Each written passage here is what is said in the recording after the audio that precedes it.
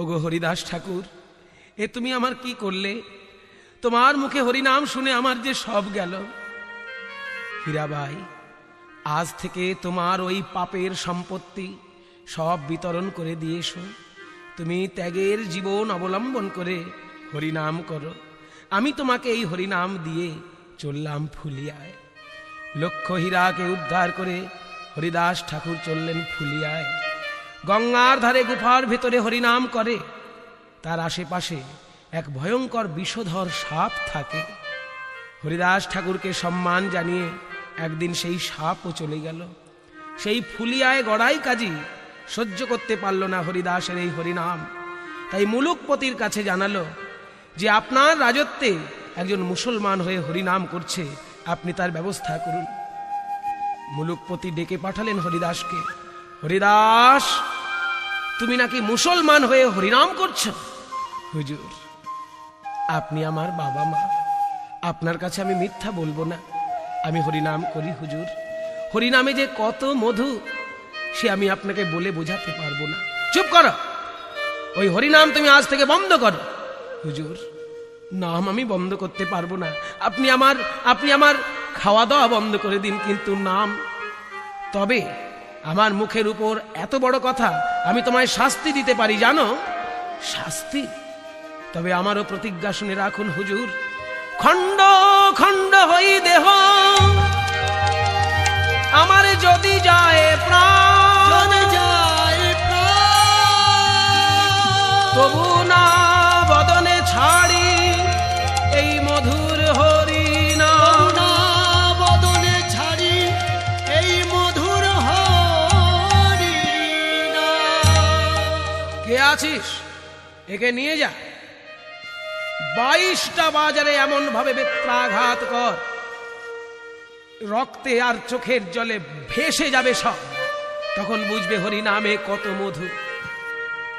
সবাই নিয়ে গিয়ে 22টা বাজারে হরিদাসকে বেঁধে বেত্রাঘাত করতে লাগলো।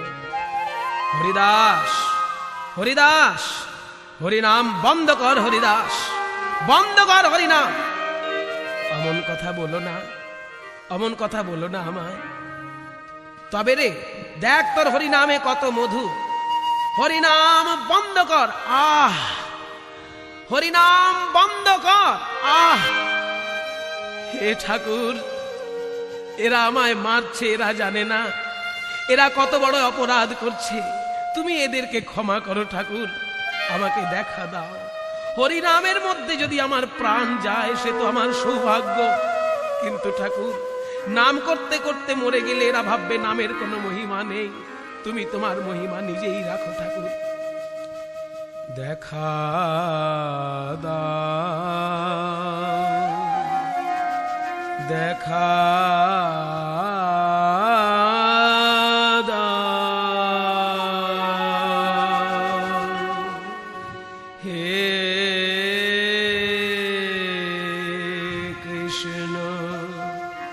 আমি আর যে পারি না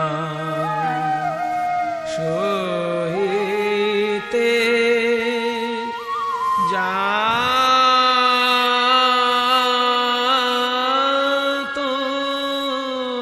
না। ওহে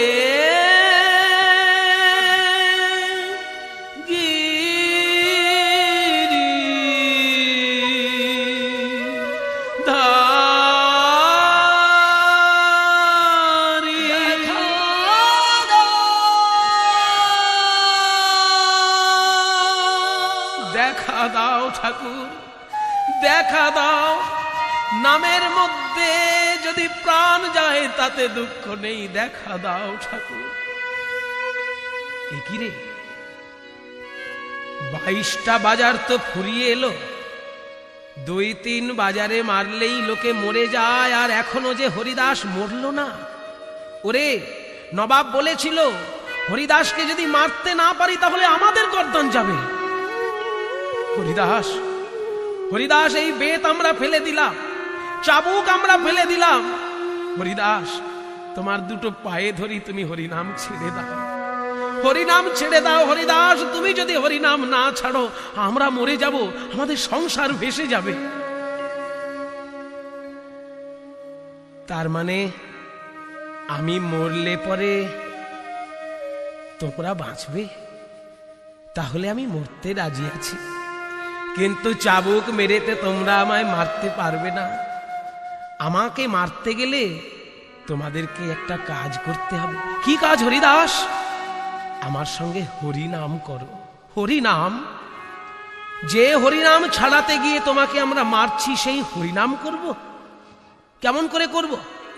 আর একজন বলছে, ওরে এখন হরিনাম কিছুটা করে নিলে ও যদি মরে যায় তাহলে ও বাঁচে আর আমরাও বাঁচি, নে অন্তত ওকে মারার উদ্দেশ্যে আমরা একটু হরিনাম করি। হরিদাস তুমি গাও, তোমার পাছে পাছে আমরা গাইব, নাও বলো। হরিদাস বলছেন, আমার সঙ্গে তাহলে তোমরা গাও। হে ভবভঞ্জন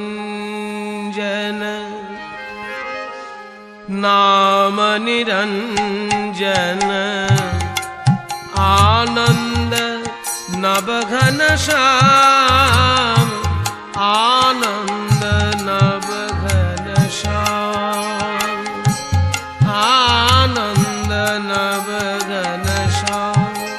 तुम्हें आनंद आनंद आनंद, तुम्हें आनंद आनंद आनंद, तुम्हें आनंद, तुम्हें आनंद, तुम्हें आनंद,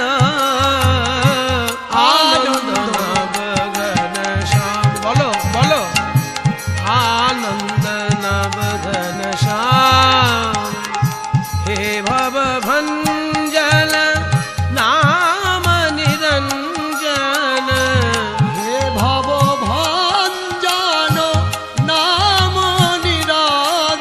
बोल हे राधा रमन, तुम्हें गोपी मन मोहन,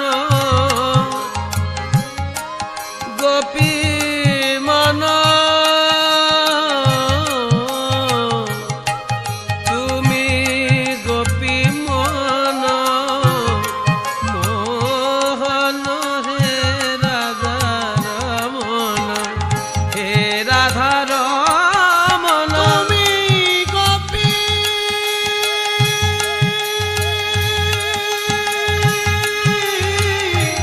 তুমি গোপী মন মোহন। হে রাধা রমন, গোপী মন মোহন। রাস বিহারী রসরা নিরাস বিহারী রসরা, তুমি রাস বিহারী রসরাজ। তুমি মরে গেল, মরে গেল, হরিদাস মরে গেল। ওরে ওই দেখ, আমাদেরকে বাঁচানোর জন্য হরিদাস মাটিতে আছাড় খেয়ে পড়লো, মরে গেল, মরে গেল। চল, আমাদের নবাব বলেছিল যদি হরিনামে মরে যায় তো হাত পা বেঁধে আমরা গঙ্গায় ভাসিয়ে দেব। যেই গঙ্গার জলে ভাসিয়ে দিল, ভাসতে ভাসতে আবার এসে ফুলিয়ায় উঠল। অদ্বৈত আচার্যের সঙ্গে সাক্ষাৎ হলো। অদ্বৈত আচার্য বলছে, হরিদাস তোমার সর্বঙ্গে এই বেত্রাঘাতের চিহ্ন কেন? অদ্বৈতের হাত জোড় করে বলছে, শুনুন, এ আমার গায়ে বেত্রাঘাতের চিহ্ন নয়, এ আমার গায়ে কৃষ্ণ নামের অলংকার। আমি হরিনাম করেছি বলে লোকে আমার গায়ে কৃষ্ণ নামের অলংকার পরিয়ে দিয়েছে। হরিদাস, আমি অনেক সাধু দেখেছি, কিন্তু বেত্রাঘাতকে কৃষ্ণ নামের অলংকার বলতে পারে এমন সাধু আমি দেখিনি। চলো, ওরা তোমাকে বেত্রাঘাত দিয়ে অলংকার দিয়েছে, আর আমি তোমাকে কি দেব জানো? এই কলিযুগের শ্রেষ্ঠ রত্ন, আমি যাকে নামিয়ে এনেছি গোলক থেকে, ওই সচিমায়ের কোলে বসে আছে। চলো দেখবে, চলো।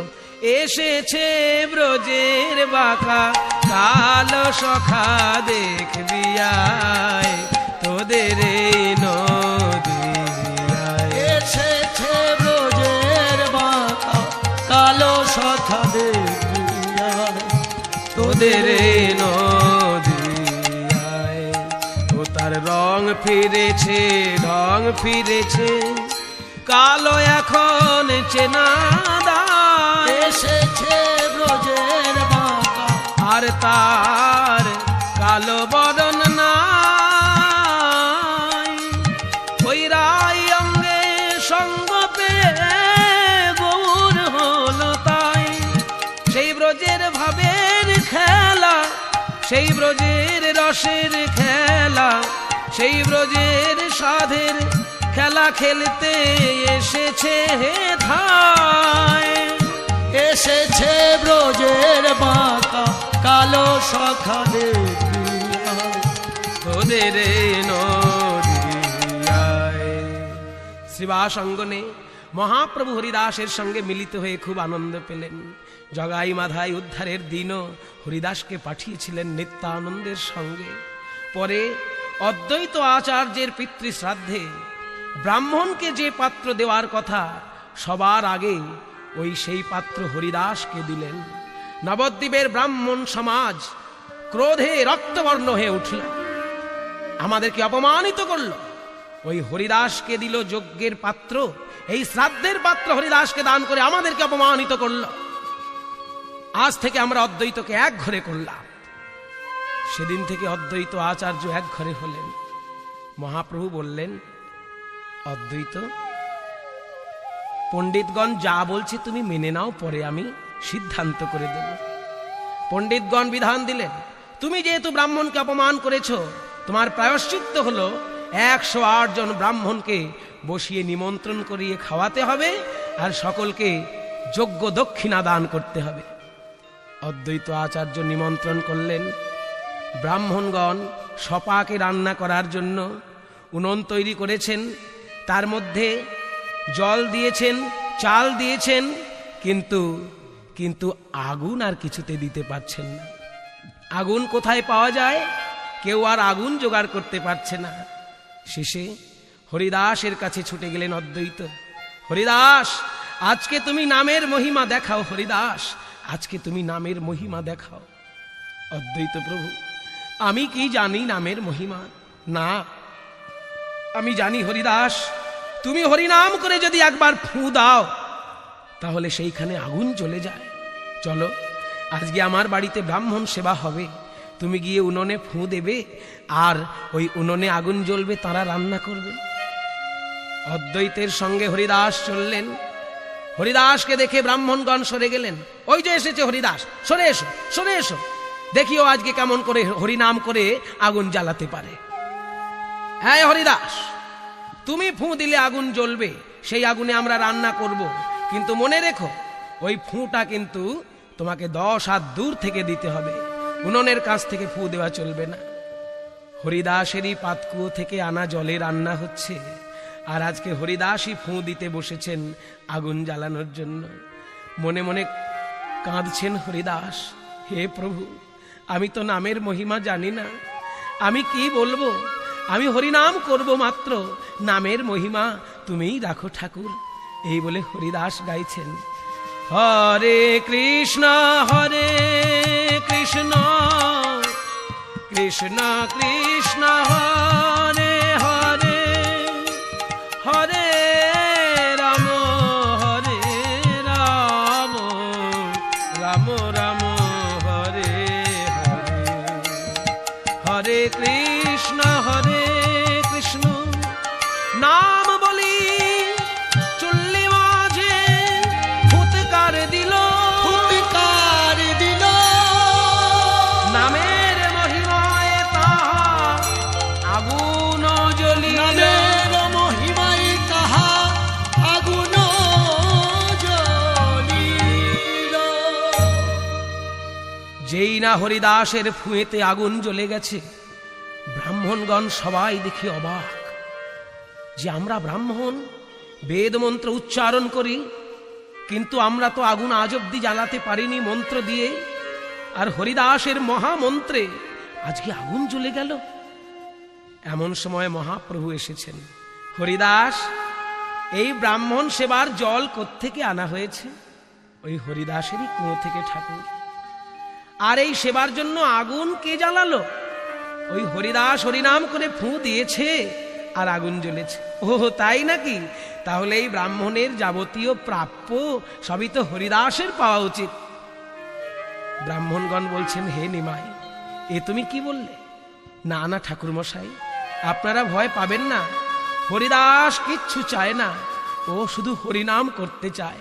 আপনারা মেনে নিন যে ব্রাহ্মণের যে ক্ষমতা, ব্রাহ্মণের যে মন্ত্র শক্তি, আজকে হরিদাসের মধ্যে সেই মন্ত্র শক্তির প্রমাণ আপনারা পেয়েছেন।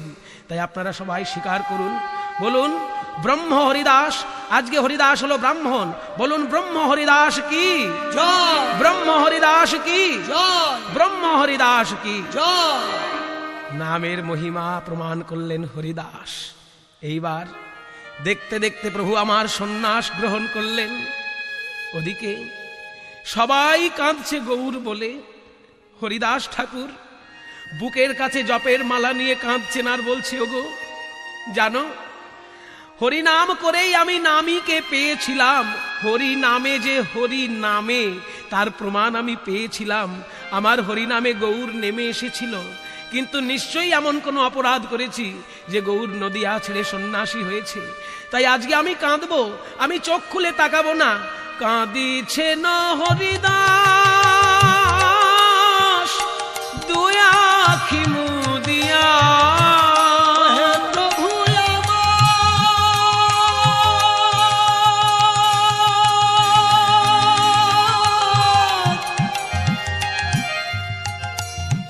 ও হে গৌর হরি।